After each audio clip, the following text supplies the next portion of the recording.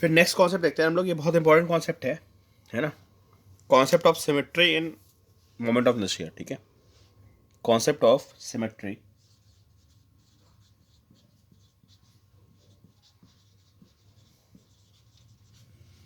End moment of inertia. ठीक है, ठीक है, मैंने आपको बताया था कि moment of inertia depends on mass and distribution of mass. ठीक है, तो देखिए सिमेट्रिक प्रॉब्लम्स कैसे आती हैं। जैसे सपोज करिए, मैं एक एग्जांपल देता हूँ, हमारे पास डिस्क है एक पे। ठीक है,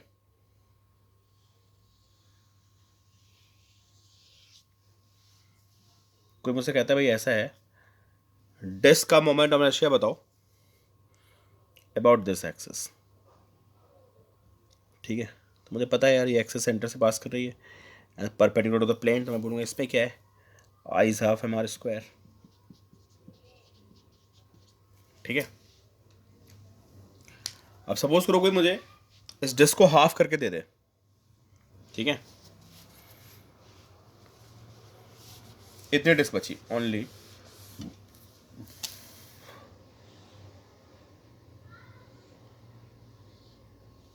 half of the disc is remaining, आधे गुना हटा दिया। ठीक है, आपको कहता भाई ऐसा है, अब आप मुझे बताओ कि इसके अबाउट मोमेंट ऑफ इनर्शिया कितना अबाउट दिस एक्सिस। ठीक है, तो फिर देखिए आप, जो मास का डिस्ट्रीब्यूशन है वो जैसा पूरी डिस्क में होगा मास का डिस्ट्रीब्यूशन, वैसा ही आपका, देखिए मास का डिस्ट्रीब्यूशन होता है कैसे, रिंग्स में होता है ना, ऐसे ऐसे रिंग्स हैं बहुत सारी, वो आधा हो गया मास।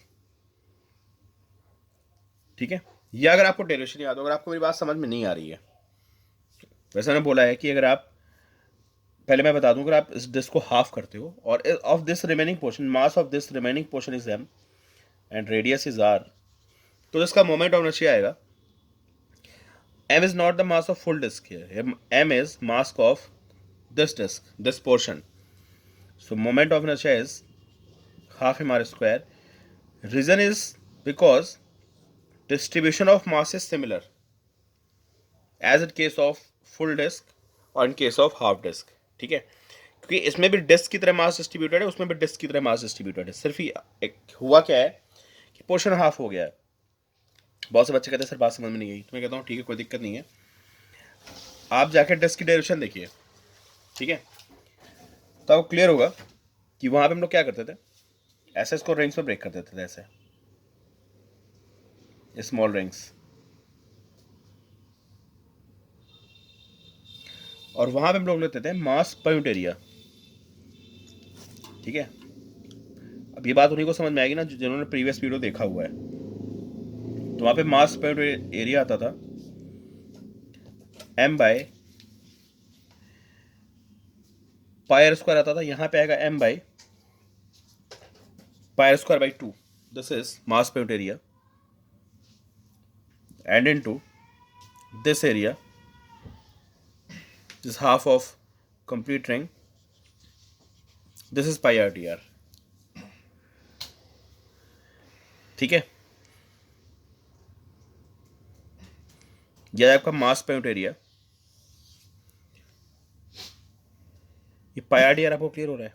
आपको पिछला वीडियो जाके देखना पड़ेगा, जो डिस्क का वीडियो है उसको देखना पड़ेगा, तभी आपको बात समझ में आएगी, मैंने शेयर कर रखा है आपके साथ। ठीक है, तो यहाँ से आपका मास पर यूनिट एरिया आएगा, फिर आप इस रिंग का मोमेंट ऑफ इनर्शिया निकालेंगे। रिंग से शुरुआत कर लेते हैं, चलो ठीक है, आपको थोड़ा कंफ्यूजन हो सकता है, तो रिंग से देख लेते हैं। जैसे मेरे पास एक रिंग है, ठीक है,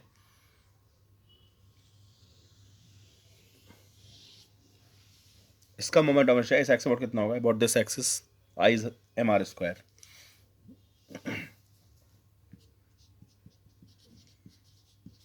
ठीक है, इसको मैंने कट कर दिया, मैंने इतने पोर्शन को बाहर निकाल दिया, इतना पोर्शन सिर्फ। ठीक है,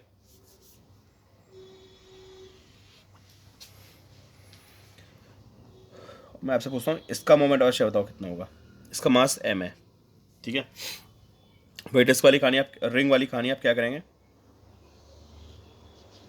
आप यहाँ मास लेंगे छोटा सा डी एम, ठीक है। डिस्टेंस आर के इक्वल होगी, इसका मोमेंट ऑफ इनर्शिया कितना आएगा, इसका मोमेंट ऑफ इनर्शिया आएगा D I is T M R square, this moment of inertia, ठीक है। अब आपको इंटीग्रेट मारना है, ठीक है। जब इसको इंटीग्रेट मारेंगे तो आर स्क्वायर तो बाहर आएगा, इंटीग्रेशन में टी एम आएगा। तो अगर इतना पोर्शन है तो आप इस पोर्शन का मास लिख देंगे इंटीग्रेशन में। कंप्लीट रिंग है तो आप कंप्लीट रिंग का मास लिखेंगे यहाँ पे। मेरा कहना था जितना भी पोर्शन होगा ना, जैसा भी जितना भी पोर्शन है, अगर हाफ है तो आप हाफ का मास लिखेंगे। तो आपको मास किसका लिखना है, ऑफ दिस पोर्शन। अगर मैं इसको m लिख दूं तो moment of inertia is mr square. अगर कंप्लीट रिंग होती तो अब तो भी आपको क्या करना पड़ता, फिर आपको कंप्लीट रिंग का मास लिखना पड़ता। तो आप देख रहे हो कि चाहे तो कंप्लीट रिंग हो, ठीक है, या उस रिंग का एक पार्ट हो, दोनों का मोमेंट ऑफ इनर्शिया का फॉर्मूला क्या आएगा, सेम आएगा। तो वही मैं आपको बोला था कि मास का डिस्ट्रीब्यूशन जो है वो डिसाइड करता है मोमेंट ऑफ इनर्शिया। तो आपको ये बात समझ में आ गई है, इसका आंसर देना आपको वीडियो पॉज करके, ठीक है। ये डिस्क का एक 1/6 portion of the disc, this angle 60, ठीक है। डिस्क से पिज़्ज़ा नहीं होता, पिज़्ज़ा से मैंने एक स्लाइस कट कर दी, 1/6। Mass is m and radius is r, ठीक है। तो इसका मोमेंट ऑफ इनर्शिया कितना आएगा, थैंक यू दीदी। इसका जो मोमेंट ऑफ इनर्शिया आएगा वो आएगा हाफ mr स्क्वायर, क्योंकि किसका पोर्शन है, ये डिस्क का पोर्शन है, तो मोमेंट ऑफ इनर्शिया आपका सेम रहेगा। मास इसका लेना है, ठीक है। कभी कभी यहाँ पे ऐसे भी ऑप्शन दिया होता है, आप लोग गलती कर जाते हो। आप क्या करते हो, 1/6 ऑफ हाफ mr स्क्वायर कर देते हो। ये जेई में आया क्वेश्चन है, वो आसान सा कॉन्सेप्ट है। तो mr स्क्वायर बाई 12 भी होता है और आप यहाँ पे गलती कर देते हो। तो मैं आपको बार बार क्लियर कर रहा हूँ कि फॉर्मूला सेम रहेगा, जो मास आएगा उस पोर्शन का होगा जो पोर्शन आपने कट करके बाहर निकाला है। तो इस पोर्शन का मास मैंने आपको दिया था, ना कि मैंने पूरी डिस्क का, ठीक है। अगर मैं यहाँ पे पूरी डिस्क का मास देता कि पूरी डिस्क का मास m है, तो इसका मास हो जाता है m/6, फिर आप यहाँ m/6 पुट करते तो आपका आंसर मिल जाता, ठीक है।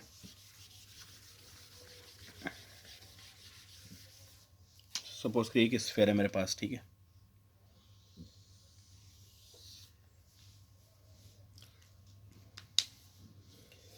ओनली हाफ पोर्शन, ठीक है, सिर्फ हाफ पोर्शन है मेरे पास, ऐसे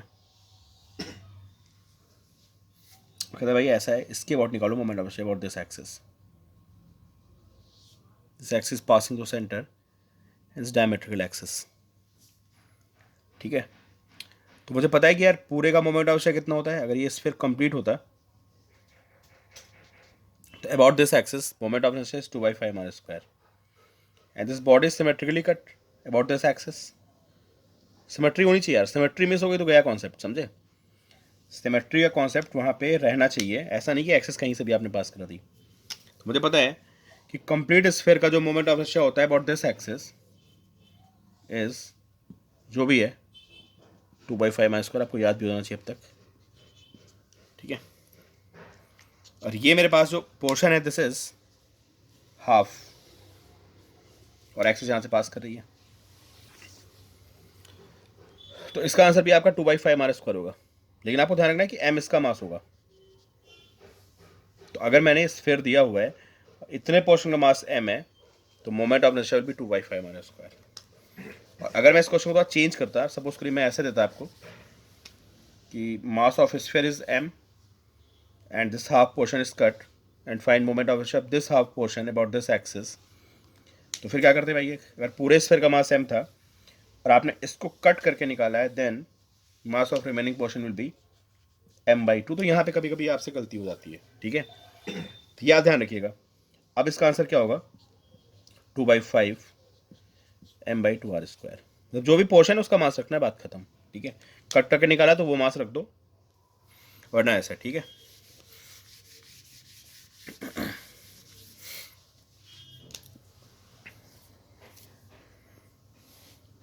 और ये कॉन्सेप्ट बेसिकली 3 जगह चलेगा, कहाँ कहाँ पे, ये रिंग में चलेगा, डिस्क में चलेगा और स्फीयर में चलेगा। ठीक है, कि स्फीयर का कुछ पोर्शन कट किया आपने तो मोमेंट ऑफ इनर्शिया का फॉर्मूला आपका सेम रहेगा, वो नहीं चेंज करने का।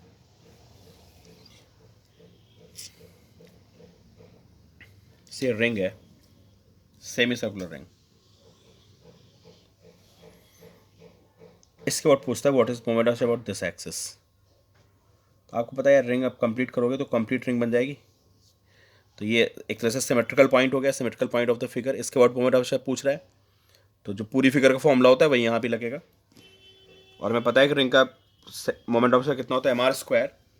तो आप बोलेंगे इसमें कोई दिक्कत नहीं है, moment of inertia is M R square, M is mass of this portion, not not whole complete ring. ठीक है, तो I is M R square.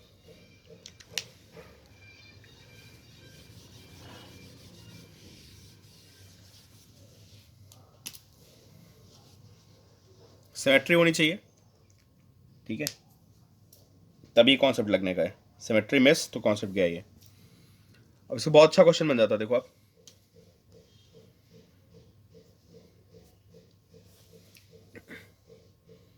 Very very important problem है, एचसीबी में भी है, जेई में भी है, और इस पर बेस आपको बहुत सी प्रॉब्लम्स मिलेंगी। ठीक है, तो ये स्टैंडर्ड प्रॉब्लम है, इसको आपको बहुत ढंग से समझना है। और समझने से पहले आपको अपने आप आंसर देना है, तभी आप याद रख पाएंगे।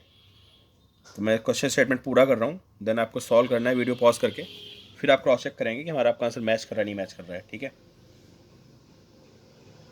सेमी सर्कुलर रिंग, बहुत ही कॉन्सेप्चुअल, बहुत अच्छा क्वेश्चन है। सेमी सर्कुलर रिंग,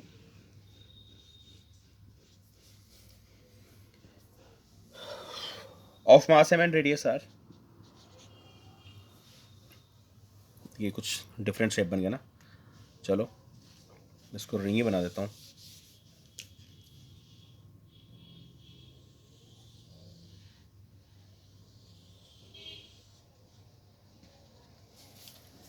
ठीक है, अब mass is M, radius is R. सबसे पहला क्वेश्चन तो ये है कि find moment of inertia about this point O. मुझे लगता है कि आपको दिक्कत हुई बताने में, अभी मैंने आपको जस्ट कॉन्सेप्ट बताया है। ठीक है, कितना होगा इसके बाद moment of inertia, I is equal to half M R square, because this point is symmetrical point. ठीक है, फिर देखिए यहाँ पे पूछता है this point B, this is point B, या कुछ भी लिखता है, चलो उसको मैं पी लिख देता हूँ। Find moment of inertia about point P. आपको वीडियो पॉज करना, आंसर देना है पहले, ठीक है, क्योंकि मैं बताऊंगा कोई फ़ायदा नहीं है, आप एक बार गलती करोगे तो आपको याद रहेगा। यार इस क्वेश्चन में लोग 90% लोग एरर कर देते हैं। देखो भाई, आप 90% में हो या 10% में हो, वीडियो पॉज करिए और इसके बाद निकालिए मोमेंट ऑफ इनर्शिया। मैं एक्सप्लेन कर रहा हूँ, ठीक है, मैं एक्सप्लेन कर रहा हूँ। तो नॉर्मली लोग एरर क्या करते हैं, पहले मैं वो बता देता हूँ, शायद आपने ना की हो गलती। ठीक है,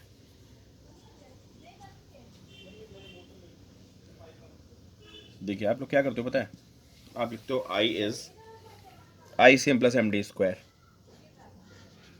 इस क्वेश्चन में 90% लोग एरर करते हैं। ठीक है, आपने एरर नहीं की तो इसका मतलब आप स्मार्ट स्टूडेंट हैं। I is I C M plus M D square, और बच्चे क्या करते हैं, कहते हैं कि sir this moment of inertia is M R square. वो कहते हैं कि I C M is M R square, और D, this distance D, D is equal to R. ठीक है, D is equal to R, formula apply कर देते हैं, I C M plus M D square. देखिए मैं गलत कर रहा हूँ पूरा, ठीक है, this is M R square plus M R square, and answer is 2 M R square.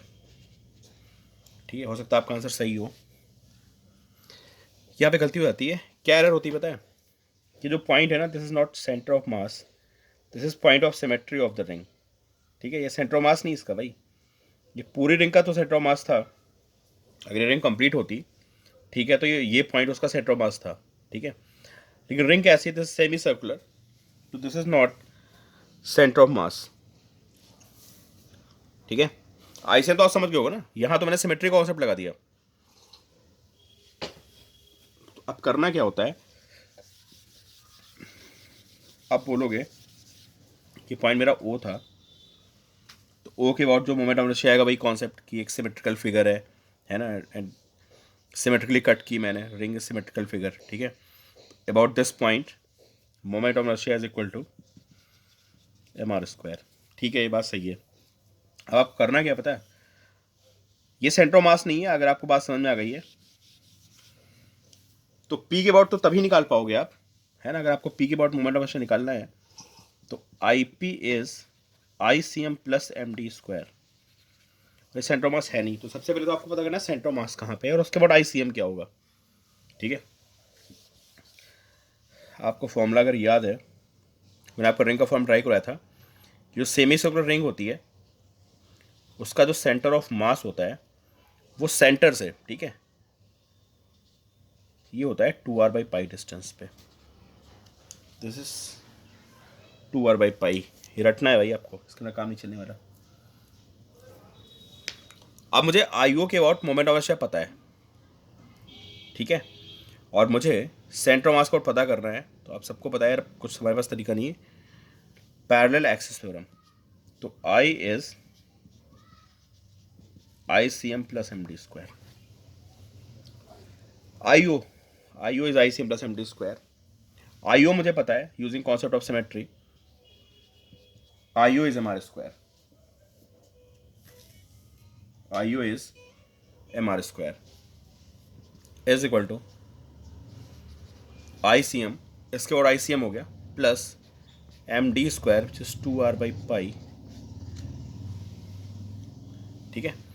यहां से आप फाइंड कर लेंगे I C M, guess M R square and this is 1 - 4/π², ये आपकी वैल्यू आ गई आई सी एम की। तो आपको आई सी एम पता हो गया, आपको निकालना है अबाउट पॉइंट पी, तो आपको ये डिस्टेंस देखनी पड़ेगी, ये 2r/π है, कंप्लीट आ रहा है, तो दिस इज r - 2r/π, ये डी हो जाएगा। तो पी के अबाउट आप मोमेंट ऑफ इनर्शिया निकालेंगे, तो I P is equal to I C M plus M D square. I C M आपको पता है, डी आपको पता है, यहाँ से आप इसको सॉल्व कर लेंगे।